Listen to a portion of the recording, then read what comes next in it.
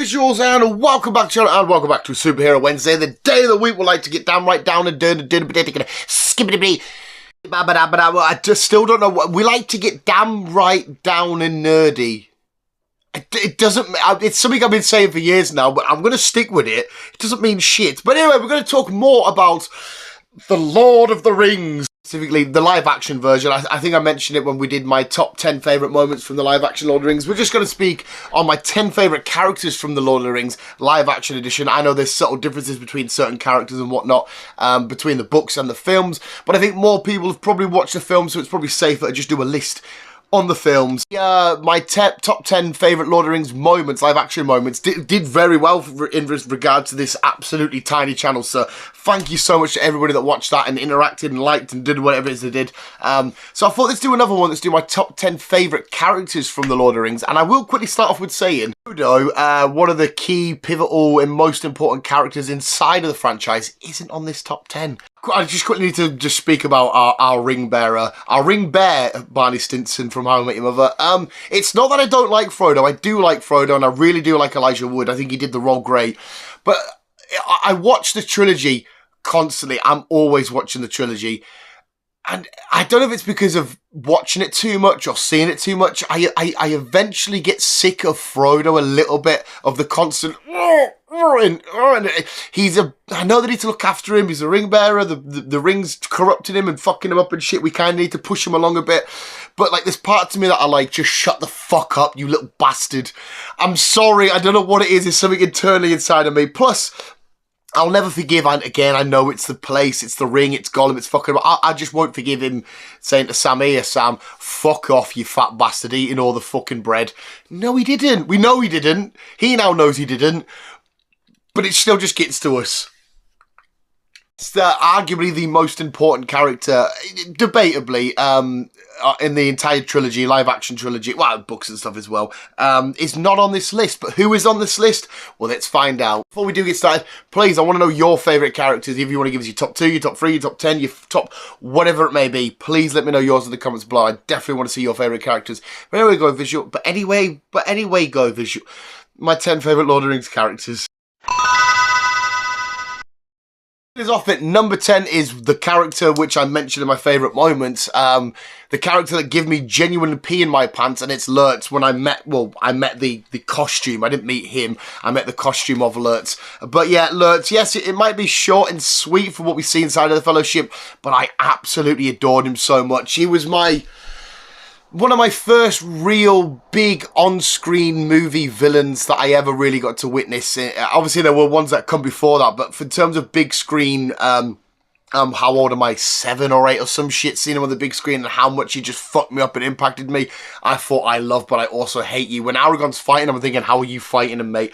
I would be absolutely terrified when he stood in front of Boromir, ready to put that 4th arrow in him, and Aragorn comes over. Just the way that the way he shouts, he's absolutely phenomenal. I love Lurtz. He looks fantastic. He looks great. He feels like an absolute threat. He takes up all of my attention when he's on screen, even when he's fighting Boromir, or also shooting Boromir, but fighting Aragorn and doing all the other shenanigans. I'm always sort of focused on him, that look he gives through the forest, and Legolas is sort of like looking through the forest. I don't know why Legolas doesn't look like that, but you know what I mean? He's just a phenomenal character. Speaking of Lurtz, in a weird way, it's Boromir. Yes, I love Boromir inside of the Fellowship of the Ring. Yes, we do get to see a little glimpse of him in the Two Towers Extended, isn't it? Where we see him as the actual captain of Gondor. Is it Two Towers or is it Return of the King? It might be Return. Either way, we mostly see him inside a Fellowship. And for being in the film, well, he's in a good chunk of the film, but for only being in one of them, he has a good character arc and change and whatnot, from seeing him as this sort of, I don't know if selfish is the right word, but this headstrong sort of, no, give the ring to Gondor, we'll use this, and our people have protected, your land safe for years, to sort of coming ups and down with it. Yes, I know the ring's calling to him, trying to corrupt him and whatnot, but then eventually getting to Amon Hen, and seeing the way he changes, how he gives his life for Merry and Pippin, his confession to Aragorn about, you did what I could not, I tried to take it and stuff like that, to eventually him leaving and going and dying. He did have a lot of twists and turns and ups and downs and stuff. I don't know if it's because I like Sean Bean as an actor or what, but Boromir always stayed with us as well, because, again, when I first watched the film, I remember myself in the cinema, oh my god, it's been just thinking, you're a little twat, you're part of this fellowship, but you're a little twat, I can't trust you, you're a knobhead. Like when Frodo drops the ring and, the bit where they made the massive ring to look thingy in the snow, and Aragorn's even hold on to his sword just in case, and just be like, you little bastard, to then him dying to be one of the saddest moments in Lord of the Rings. It's fucking heartbreaking. I had a lot of an emotional roller coaster, just like Boromir's character did in them films, and I had a massive emotional roller coaster just watching. But yes, Boromir. 8, it is our king. It's my king, because if I was in Middle-earth, I would want to be born in the country, in the kingdom of Rohan. It's King Theoden. Oh my fucking god. Absolute unit of a man. And again, seeing him when you first seeing him, obviously all fucked up and possessed, like he's what's-her-name from The Exorcist, apart from the spewing and the head turning. He's all fucked up and minging, but the way he changes and the way he fights to defend his people, the way they leave Edoras and they go off to Helm's Deep, to being a little bit shut off and isolated from the Two Towers, maybe to the early bits of Return of the King, where he's like, why we got to Gondor say? They did fuck all for us, they can fucking die, can't they? And seeing him overcome and change, because obviously his son's died, his kingdom's been ransacked, his numbers have been dwindled, and Aragorn, everyone's like, there's Jags of Orcs, he's coming, we need to kind of look after the people in the big white building, can we come sort them out? And he's like, but then the way it changes to eventually, like I said, the ride of the Rohirrim, or the whatever you want to call it, the march, whatever, is so epic and monumental and amazing. I'm getting goosebumps fucking everywhere. It's because of him. It's because of his speech. It's because of the way it's delivered. It's because of his acting. Well, not Theoden's acting, but you know what I mean. But the way his presence, and I fucking love that look of, the Rohirrim have smarched through the orcs, and then we see the Mumakil come, and it's that sort of look, and then as well when the Nazgul comes at him, and it's Jesus Christ, even the way he goes out at the end and stuff, it's just fucking awesome. I love King Theoden, he's an absolute beast. I don't know if you're going to allow this one, so you let me know in the comments below if I can take it as a 1 or not. I'm going to go with it for now, but if I have to change it in the future, I will. But I'm going for Merry and Pippin together as a combined. I know their story splits off with Gandalf going off to Gondor, with Pippin and Merry staying back and doing all the shit that he does. I know their story does tail off a little bit and they split, but they do reunite, obviously. But it's together as a duo. It's that, in a world where you don't necessarily feel like you should have any sort of comic relief or whatnot, it's quite refreshing to see them pop up every now and then. I love when a fellowship's been made and everything's done. Okay, Aragorn, you have my sword, you have my bow, everything's done, and then so where are we going? And it's like, oh my god, it's just the way they come out and the mushrooms, everything about them as a duo, even into their introduction of them going through Gandalf's, as a burp, fireworks, and the big one, they set it off and everything. I just think they work so well together. Especially, I love listening to the boys podcast. Now they are so funny, they're so great, and I love them as a duo. So I'm going to say Merry and Pippin. 6, it's Sauron himself. Now, this is why I'm saying live action version, because I know the book version is slightly different. If I remember correctly, they don't even really mention him in this sort of way, shape or form of how he looked. I don't think Tolkien never really, if again, correct me if I'm wrong, it's been a while since I've actually read the book. I've done the audiobooks not too long ago, but they don't describe him in the armour and stuff and how he looks from the film and shit. I can't, either way. I know there's some subtle differences, or some big differences between Sauron live action and Sauron in the book, but Sauron in the live action, I said about Lurtz being my big first real on-screen villain of what the fuck is going on. This was my big baddie. This was my absolute everything. This was my absolute fear, my nightmares, my Pennywise the Clown. You choose a horror franchise and you say, oh, that certain character tormented my childhood. This character tormented my childhood. You know what? I'd go to sleep and I'd see the flash of the eye in my head and I'd be like, fuck. When you first see him in Fellowship and he comes down and he's knocking every fucker back and just being this continuous ominous threat of absolute evil incarnate, just chaos and dark and evil lord. When everyone says like a dark lord or an evil lord or whatever, this is my instant go-to. You could do a franchise in Harry Potter world or even Marvel, if they reference or say anything about a Dark Lord or anything like this, it's Sauron. Sauron's my Dark Lord. People going about Darth Vader and all that kind of shit being the biggest on-screen villain, which he probably is of all time. I'm not going to debate that. But he is my big on-screen threat. This constant, ever-watching, fiery, evil, dark, bright eye of just carnage and chaos and minginess. He terrified me and he tortured me and it fucked us up. But I also, at the same time, I'm fascinated with him. As I got older, I learned more about the character and who he is. And as much as he's been getting stick, I've personally been enjoying it. The Rings of Power show, season 2, still to come very, very soon. Well, end of August. I've been in love and finding more about the Backlore, the story of Sauron, even from playing the Shadow of War and Shadow of Mordor games and stuff and learning more about Sauron in them ways.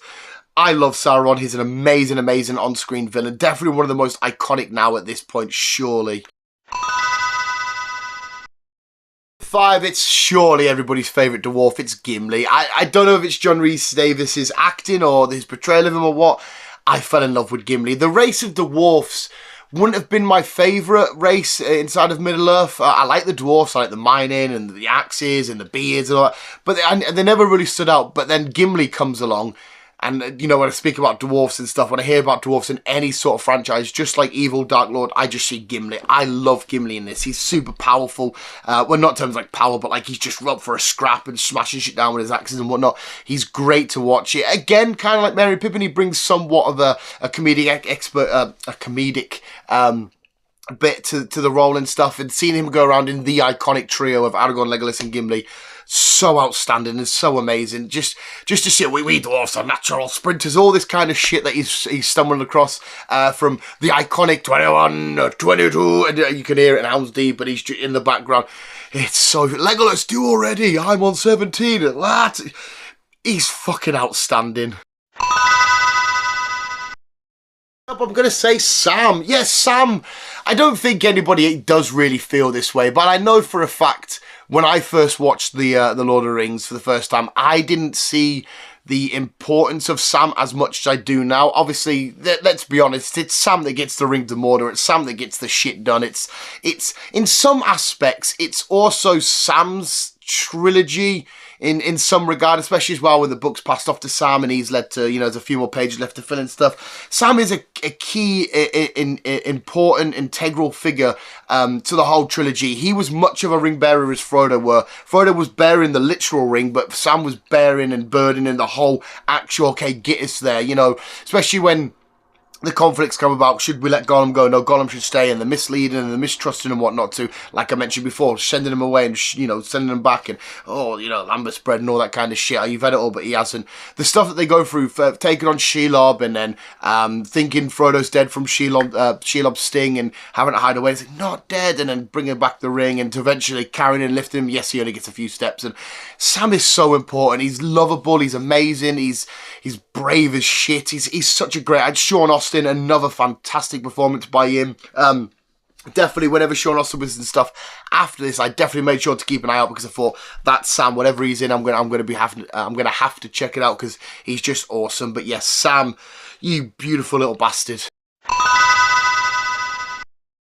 Up, it's Legolas. Of course, Legolas has to make the list. I was gonna kind of do what I did with Merry and Pippin and have Legolas with Gimli, but I thought I can maybe get away with it, Merry and Pippin. I don't think I can with Legolas and Gimli, even though they are a great duo. The love-hate relationship that blossoms, you know, and who would have thought of dying side by side by an elf? How about side by side by a friend?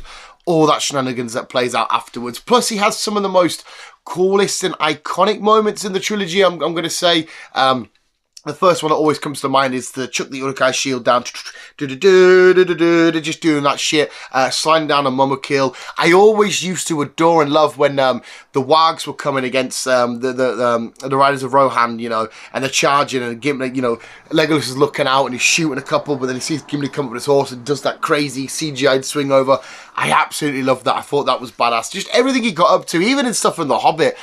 I know people aren't overly enthralled with Hobbit. I enjoyed them. They're nowhere near the heights of Lord of the Rings, but I did have fun with them. And I had fun with Legolas today. He did the goofy stuff with the running on the steps and whatnot. But inside the Lord of the Rings trilogy, if there was a if there was a Bumblebee of this world, you know how Optimus is the main guy in Transformers, but everyone sort of seems to love Bumblebee, this sort of side character doing the cool shit, badass shenanigans. I feel like Legolas is the Bumblebee of the Lord of the Rings and stuff. I mean, again, beautifully portrayed by Orlando Bloom. He literally looks the part for Legolas. I couldn't see anybody else as it stands. As like, to be fair, there's a lot of these characters I couldn't see anybody else playing.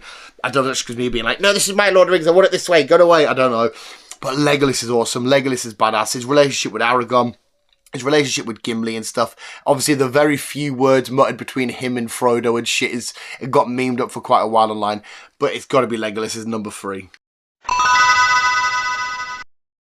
2 is, I know it's subjective, but I'm also going to just say this, is the greatest wizard of all time. From books, from films, from TV series, from animes, from card game, whatever you want to chuck up a wizard, he is for me the greatest wizard of all time. I can see debates there saying he's not the most iconic or most well known. I can see, Dumbledore's up there, even though Gandalf would smash Dumbledore, in my opinion. But yeah, the most amazing wizard of all time. I have to say, I know this isn't technically, well, it is the character because he give a lot to the character, but Ian McKellen, one of the greatest actors to ever live, one of the most beautiful humans to ever live. I love that talk he give about getting in the cab at Manchester and the cabbie saying, well, you're off to Darling and stuff, and you're like, I just love you. Yes, as well, I'm maybe be a little bit biased because he's also from the world of Marvel. He is our Magneto. Michael Fassbender, phenomenal, but he's fantastic as Magneto.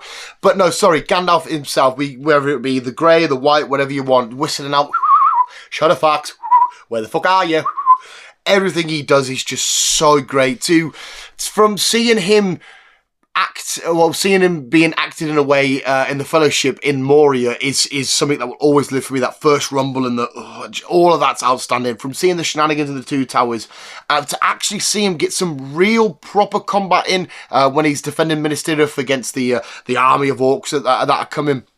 Gandalf is out of this world. He is such a larger-than-life character. Again, arguably one of the most important characters in the Lord of the Rings world. It's definitely got to be up there anyway, without a shadow of a doubt. There is probably an argument in the overall story of Lord of the Rings that he's got to be one of. Surely he has, doesn't he? I guess that's a debate for another time.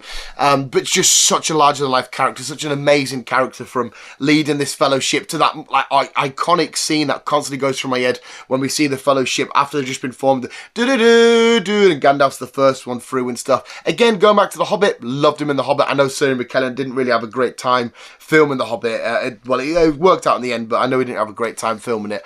But he's just such an amazing character. Gandalf, my wizard, the greatest wizard ever. Number 1, is it any obvious? I think I've probably mentioned it a million times. Is any guesses? It's, of course, Aragorn. Yes, I absolutely adore this bastard. Now, I'm trying to work out how old I was exactly. I think I would have been about 7 or 8, maybe. I already had my favourite heroes at this point. We're talking Spider-Man, we're talking Ash Ketchum. And then I'm sitting in the cinema and I'm seeing this dark hooded figure with a pipe in the corner. I'm thinking, that's a scary looking man. Oh my God, thinking, hobbits, you better stay away from him. And then just falling in absolute love with him as the Fellowships have fallen right before my eyes. To that, iconic scene of Amon Hen, where Frodo's stings glow in, and he's get the fuck away, and he comes out and he pulls his sword out and he just puts it up to his face, and he's ready to go. He is definitely, without a shadow, my first ever live action hero on the big screen, because like I said, I don't think Spider-Man was out at this point, or I ever watched this before Spider-Man. I can't remember now, it's so many years ago. But like I said, my heroes were already installed in me, the Spider-Mans, the Ash Ketchums and stuff. But this motherfucker instilled himself in me in so many ways as well. I'm making it sound like he's shagging me. He's just installed himself inside of me. Aragorn, love the bastard.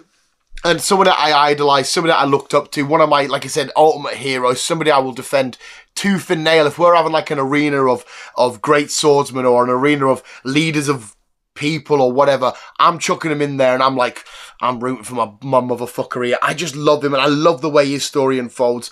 I've been bringing this up throughout the whole video, so I guess I'll do it now. How important is he to the overall story? Well, he is a key component. He's a massive component. Defended the hobbits, and not only at the Prancing Pony and Bree and whatnot, defended the Weathertopped. Helped them eventually get the rest of them to Rivendell, but Arwen takes Frodo to Rivendell. The stuff that he did at Helm's Deep, summoning the army of the dead. He's one of the most important characters without a shadow of a doubt inside of the Lord of the Rings trilogy. It goes without question. Has some of the greatest moments. Has one of the best sword stance charges ever. Portrayed so stupidly well by Viggo Mortensen. Absolute crazy job. All the stupid key facts when people are watching Lord of the Rings for the first time.